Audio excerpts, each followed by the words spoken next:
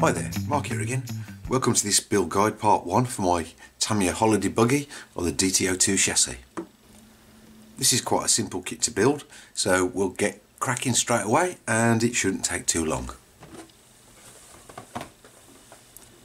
So the first real step in this build is step 2. So what I always do is build over the top of the manual. I always find that easier, and hopefully you can follow along. And basically for every step you want to get all the parts ready. So I've got all the parts here, which are E1, D1, these wishbones. I've got C3, which is your front kind of damper stay, and then I've got the parts on the left. The parts on the left are drawn in 1:1 scale, so you can just get the components and put them over the top and make sure you've got exactly the right size parts for the build. Now all you'll need for this is a screwdriver, crosshead screwdriver, some side cutters that I always use that you can get a nice flush cut with. I find these small electrical cutters are the best.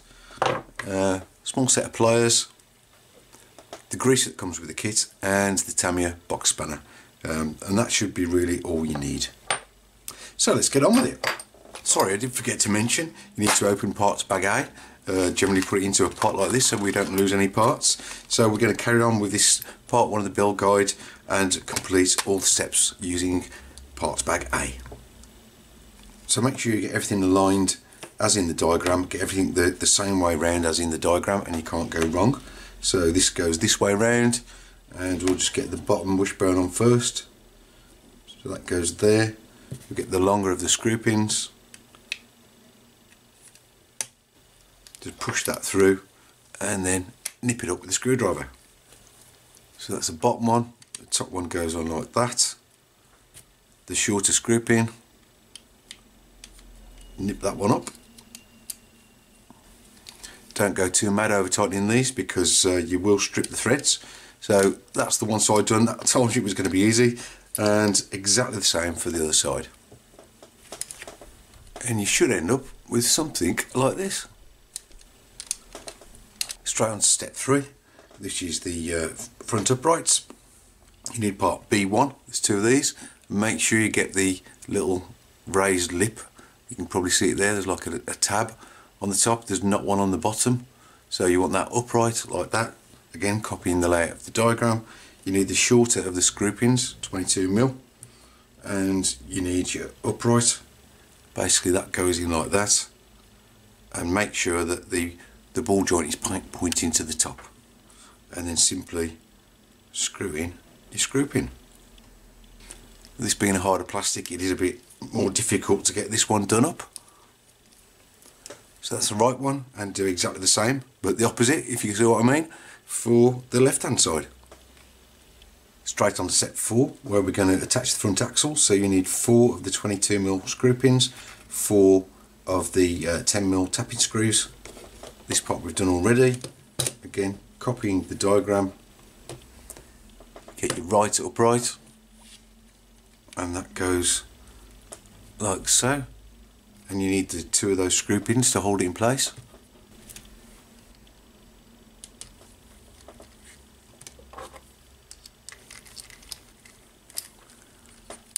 There you go, as simple as that.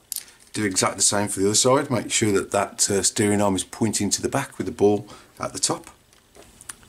It should end up looking like this, and then simply we get part M9, which is the front bumper here, and that mounts on the bottom with your 4 10mm tapping screws, like so. And yeah, you should end up with something like that. Step 5 is making up the differential gear, so you need the diff case itself and the diff cover, the cap there. You need your 3 small bevel gears, the 2 larger bevel gears which are metal there, your star shaft, and then you need 3 of the smaller diameter 2.6mm screws, and you can tell the difference with these because these are silver as opposed to the wider kind of dark grey ones. So yeah, you want the thinner screws there, the silver ones. So put some grease at the bottom of your case for that gear. Bit of grease on the gear itself. Your star shaft. pop your small bevel gears on, like so, and then you want to drop that into the case, making sure that the ends of those shafts align in the slots, as you can see. Okay, so grease that up, get your other bevel gear, drop that on top of those 3 smaller gears, like so. More grease. Simply pop on the top cover, making sure that those holes are lined up with the holes in the case, and then your 3 screws and get those done up. And again, try not to over tighten these screws. You can feel when it gets a bit tight, and then you need to stop, because it's easy to strip these as well. Yeah, and we don't want to strip the plastic out, so yeah, just be careful with that. On to step 6, which is the counter gear, which is this thing here. Okay, so you need part A1, which is your gearbox case half, and you need the BA13 shaft. Now that shaft will locate inside these 2 BA11s, which it shows here. They're plastic bushings, 1150 bushings, which is fine with the stock 380 motor. You'll probably be okay with those, but as soon as I'm upgrading my motor, I'm going to be fitting the metal bearing replacements. So you'll see me fitting these in this build, and these go in here, 1 in each side, and then we just slide in that shaft. And because they're metal bearings, they're pre-greased inside, I don't need to apply grease like it shows on here. Get your case aligned like this and push that into place.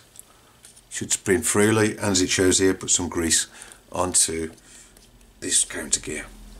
On to step 7, which says gearbox. Well, basically we're going to be closing the gearbox, putting the diff in. So you just need 4 of your 3x10 self tappers, and you need 2 of your 1150 bearings. The one goes in this hole here in the case where we've put that gear. Bit of grease on the diff, and you just want to pop that into place there. Put your other 1150 bearing in part A3, which is the side of the case, and simply push these together, and simply fix this together with your 4 screws. So 1 in there, 1 in there, at the back there, and in this recessed hole there. So tighten them up, and that's the end of step 7. Step 8 is the motor, and here it is, the tiny little 380, and basically it's just showing how to attach that to H3, the plastic part. But I'm not going to be doing that, because I'm upgrading from the 380 to a 540 motor, which I've got here. Is a spare torque tune one I've got. It's a really simple upgrade. All you need is the motor and a motor plate, and you need the 2 6mm screws, 6mm long screws.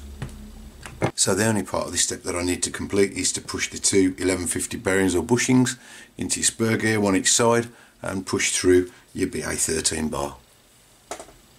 So step 9 is going to look a little bit different to this, because as I said, we're fitting this one. So simply get your gearbox assembly and use the 17 or 19 pinion with this motor. I've got a 19, so I just need to use the 6mm long 3mm screws, get those in the holes for 19, like so, and then get your pinion, and you need to put it on kind of upside down to how you normally would. Make sure it's kind of central to the spur gear before you tighten up that grub screw.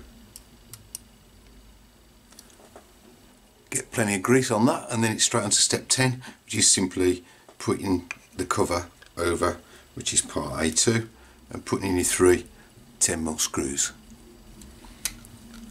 It's as simple as that, and that's the gearbox assembly complete.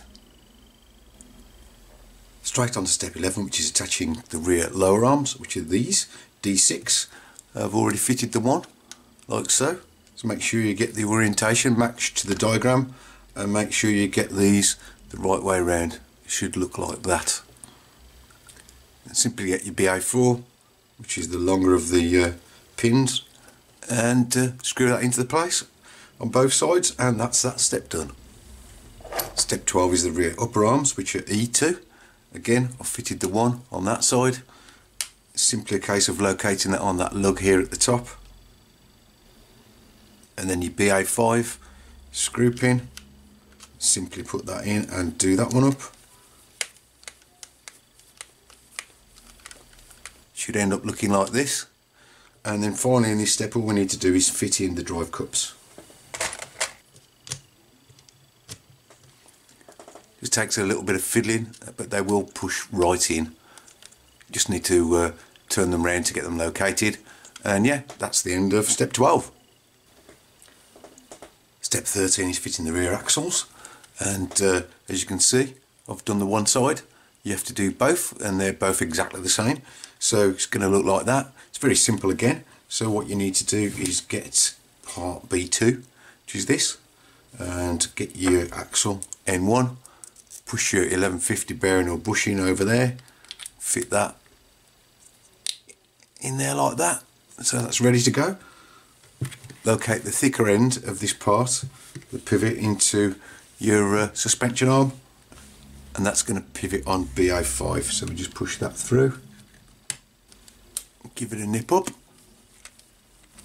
put your drive shaft in that cup and into the one on the wheel shaft. It does say put some grease onto these first, but I'm just going to use some dry PTFE spray afterwards because I don't like using grease on my off-road cars for the shafts because they tend to turn into grinding paste. But anyway, so then you get your smaller pin, BA6, and that's going to secure the top like so. And that is step 13. Should end up like this when you've finished. Okay then, that's the front and the rear suspension mostly assembled, and we've got to step 14, and as that means opening parts bag B. We've finished parts bag A now. I think it's time to call this part 1 of the build guide to a halt. Hope you've enjoyed it, and I hope you catch me on the next one where we'll be opening this parts bag B and carrying on with the build. All the best, see you soon, bye.